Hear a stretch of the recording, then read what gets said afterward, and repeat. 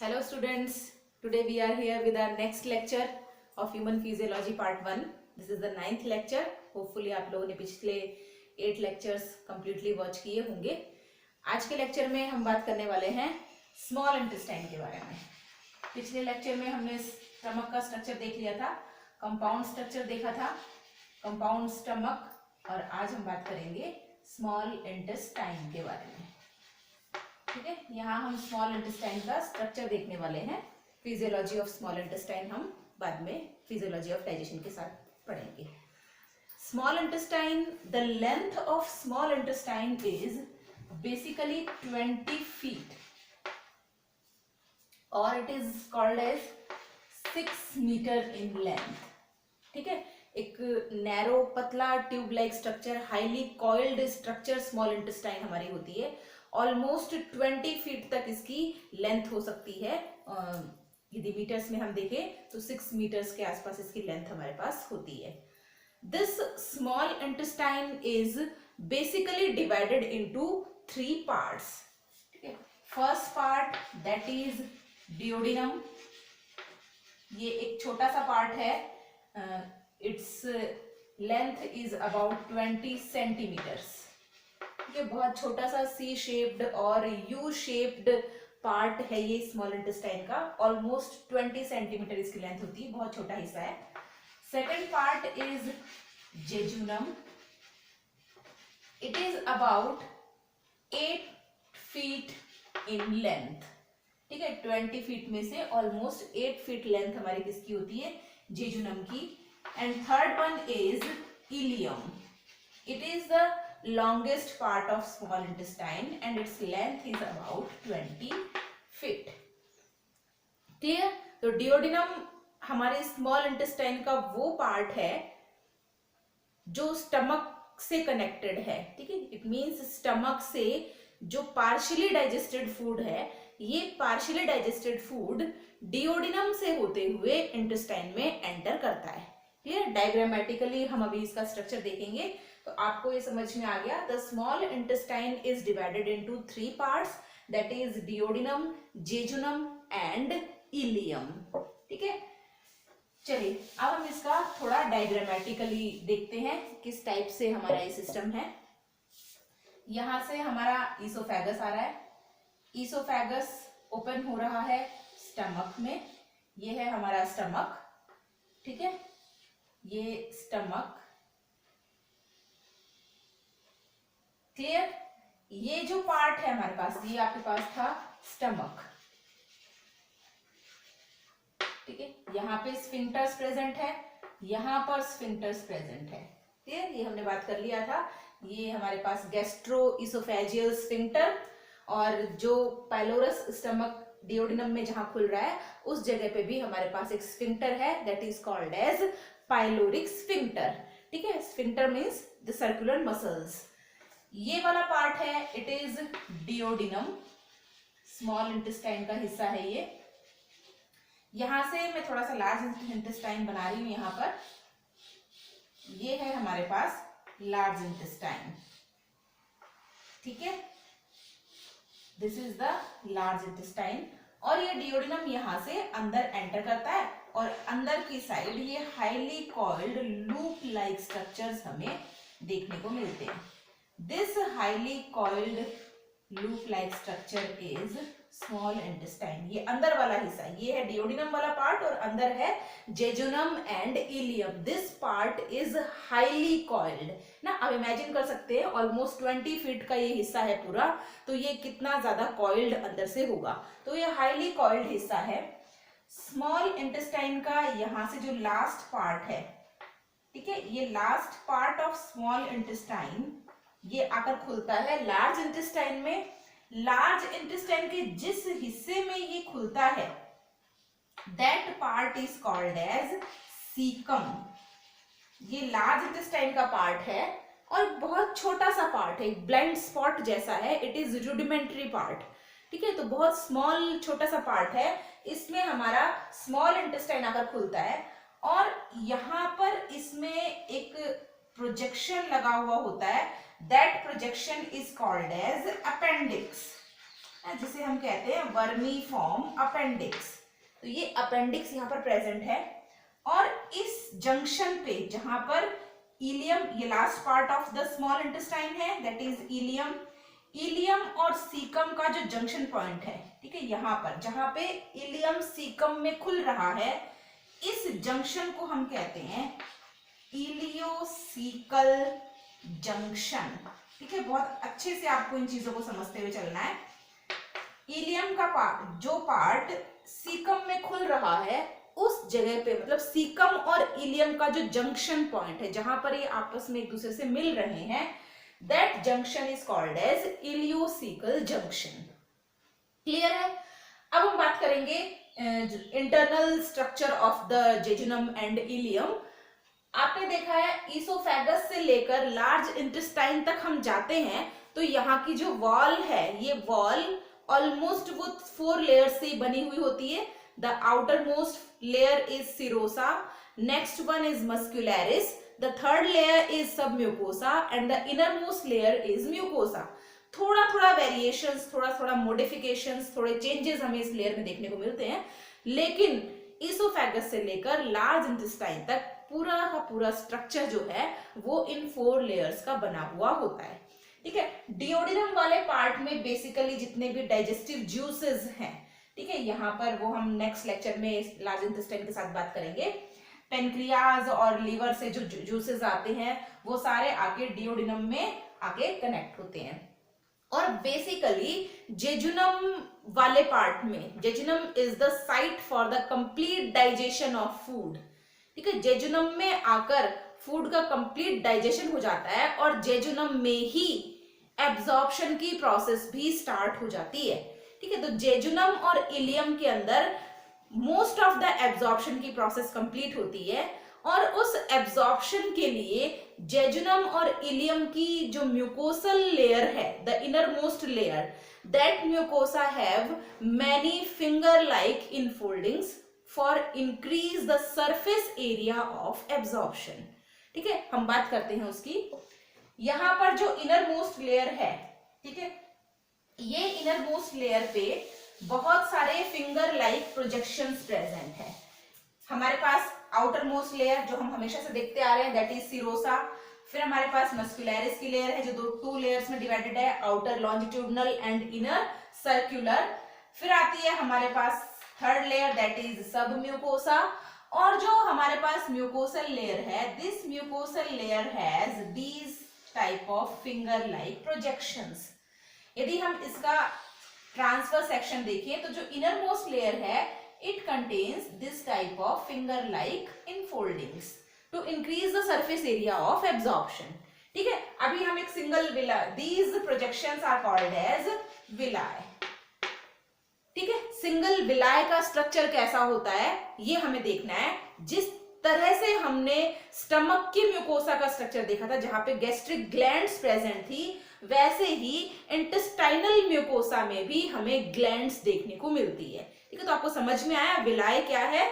जो म्यूकोसा है, it contains many finger like infoldings to increase the surface area. तो ये इनफोल्डिंग्स को हम कहते हैं विलाइज। और ये विलाइज डिओडिनम में प्रेजेंट नहीं होते हैं, ये प्रेजेंट होते हैं जेजुनम एंड इलियम वाले पार्ट में।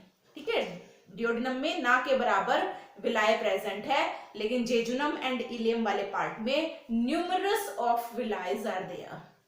क्लियर? अब हम एक सिंगल विलाय का स्ट्रक्चर और वहां से जो ग्लैंड्स ओरिजिनेट हो रही हैं उन ग्लैंड्स के बारे में देखने वाले हैं। ये हमारे पास थी सिरोसा की लेयर, दिस इज सिरोसा। ठीक है, the outer most layer serosa. Next one is muscularis. ठीक है, ये लेयर है आपके पास मस्कुलरिस की। यहां पर है हमारे पास submucosal layer, this is the submucosa. और जो इनर मोस्ट है ना, मस्कुलरिस 2 पार्ट्स में डिवाइडेड थी। अब हम बात करते हैं इनर लेयर, जहां पर इस तरह के फिंगर लाइक इनफोल्डिंग्स प्रेजेंट है। ठीक है, this layer is the inner most mucosal layer. ठीक है, अब हम इसकी बात करते हैं। यहां पर ये जो विलाइज हैं, ये विलाइज यहां से इस तरह से प्रोजेक्ट होकर these villi gets modified and form, एक मिनट, ये विलाइज जो है वे मॉडिफाइड, ये म्यूकोसल लेयर में यहां पर ही मॉडिफाइड हो जाते हैं ना, ये यहां पर मॉडिफाइड होकर क्या बनाते हैं हमारे पास इस तरह के ग्लैंडुलर स्ट्रक्चर्स। ठीक है, इस तरह की जो एक ग्लैंडुलर स्ट्रक्चर है, इस तरह का स्ट्रक्चर हमें देखने को मिलता है म्यूकोसल लेयर में। These glands or these crypts are called as crypts of Leberkuchen. These are called as crypts of Leberkuchen. ठीक है, इन ये क्रिप्स ऑफ लेबरक्यूहेन कहां पे है? म्यूकोसल लेयर में ही है, और यहीं से आगे जाते हुए यहां पर सब म्यूकोसल लेयर में यहां पे प्रेजेंट है ब्रूनर्स ग्लैंड। ठीक है, ये इंटेस्टाइनल ग्लैंड्स हैं, these are called as Brunner's glands. Clear? Crypts of Lieberkuhn ये भी ग्लैंड्स ही हैं, इंटेस्टाइनल ग्लैंड है, basically made up of 3 types of cells. Crypts of Lieberkuhn में हमें 3 टाइप्स की सेल्स देखने को मिलती हैं। They are goblet cells, paneth cells and basal cells. These 3 types of cells are present in the crypts of Leberkuchen. Goblet cells secrete mucosa, mucus. ठीक है, goblet cells का सिक्रेशन कहाँ है? हमने गैस्ट्रिक ग्लैंड्स में भी गॉबलेट सेल्स देखी थी, ईसोफेगस की म्यूकोसा में भी गॉबलेट सेल्स प्रेजेंट थी। They secrete mucus. Paneth cell secrete enzymes and basal cells are responsible for the recovery of the goblet and penis cells. ठीक है, हमने वहां पर गैस्ट्रिक ग्लैंड्स में भी बेसल सेल देखी थी जो कि सेल्स की रिकवरी करती है, तो गॉबलेट सेल और पेनिस सेल की रिकवरी के लिए हमारे पास प्रेजेंट है बेसल सेल्स। वैसे ही हम ब्रूनर्स ग्लैंड की बात करते हैं। ब्रूनर्स ग्लैंड भी म्यूकस का सिक्रेशन करती है, और साथ ही साथ ये कुछ बाइकार्बोनेट आयंस का भी सिक्रेशन करती है। ठीक है, these bicarbonate ions are basic in nature and they provide alkaline medium for the functioning of pancreatic enzymes. ठीक है, तो ये जो बाइकार्बोनेट आयंस हैं ये अल्कलाइन मीडियम प्रोड्यूस करते हैं ताकि पेनक्रियाटिक एंजाइम्स प्रॉपरली अपना फंक्शन कर सके। क्लियर है? ये चीज आपको बहुत अच्छे से समझ में आई। आपने देखा जो विलाइज हैं, these villi gets modified in the crypts of Lieberkuhn in mucosal region and in the Brunner's gland in submucosal reason. ठीक है, दोनों क्या काम कर रही है? ये बेसिकली मिलकर क्या बनाती है? दोनों ही ग्लैंड्स बेसिकली मिलकर बनाती है इंटेस्टाइनल जूस। क्या सीक्रेट करती है? Intestinal juice, and technically this intestinal juice is called as succus entericus. ठीक है, succus entericus भी क्या है? intestinal juice ही है। तो क्रिप्ट्स ऑफ लेबरक्यूहेन और ब्रूनर्स ग्लैंड का जो सिक्रीशन है ये आपस में मिलके बनाता है इंटेस्टाइनल जूस और सकस एंटेरिकस। ठीक है, जो कि फूड के कंप्लीट डाइजेशन में हेल्प करता है, because as we all know that small intestine is the site for complete digestion of food. ठीक है, स्टमक में फूड का कंप्लीट डाइजेशन नहीं होता है, स्टमक में पार्शियल डाइजेशन ऑफ फूड होता है, और स्मॉल इंटेस्टाइन में कंप्लीट डाइजेशन ऑफ फूड हमें देखने को मिलता है, जो कि इंटेस्टाइनल जूस उसमें बहुत इंपॉर्टेंट रोल प्ले करता है। अब हम आते हैं एब्जॉर्प्शन की प्रोसेस पे। आखिर ये विलाइज फूड में से न्यूट्रिएंट्स का एब्जॉर्प्शन करती कैसे हैं? ठीक है, तो हम फिर से एक सिंगल विलाय का स्ट्रक्चर देखते हैं। सिंगल विलाय या सिंगल विलस जो है, इस तरह का स्ट्रक्चर हमें देखने को मिलता है सिंगल विलाय का। विलाय की जो वॉल है ना, विलाय की वॉल की जो सेल्स हैं, these cells are also forms small infoldings। ठीक है, जिस तरह की इनफोल्डिंग्स म्यूकस या म्यूकोसा लेयर में प्रेजेंट होती है, वैसी ही इनफोल्डिंग्स हमें एक सिंगल विलाय की आउटर लेयर पे भी देखने को मिलती है। These are called as microvilli ना। एक ब्रश बॉर्डर टाइप स्ट्रक्चर हमारे पास बनता है, this is called as microvilli, and these microvilli are also helps in increase the surface area of absorption. ठीक है, इंटरनल साइड पे यहाँ पे ब्लड वेसल्स वगैरह हैं। ठीक है, यहां से न्यूट्रिएंट्स का एब्जॉर्प्शन होता है और ये न्यूट्रिएंट्स ब्लड वेसल्स के अंदर चले जाते हैं।